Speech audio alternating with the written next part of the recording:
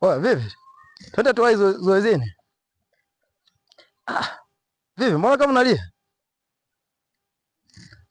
Jamaa, vipi? Mbona unalia? Twende zoezini. Yaani mpaka vipi unanikamata? Nini tena mwanangu, tuwai huu muda, tuwai kwenda zoezini. Wapi? Yaani toka alivyokuja kocha mpya huyu Gamondi, timu ya taifa sipati namba kabisa.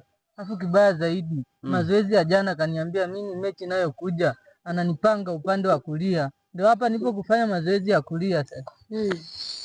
Mama we. Sio hivyo ndugu yangu. Kuona maana ndo upo kulia hicho. Sasa atanipanga upande wa kulia. Mimi maana yake mimi hapa nafanya mazoezi ya kulia tu. Upande wa kulia. Na maana upande wa kulia hana maana ya kwamba wewe utakuwa mbavu ya kulia. Utakuwa unacheza namba ya mguu wako wa kulia. Sio kulia kutoa machozi hivyo unavyolia. Kumbe sikumuelewa kocha. Twende zoezini bwana.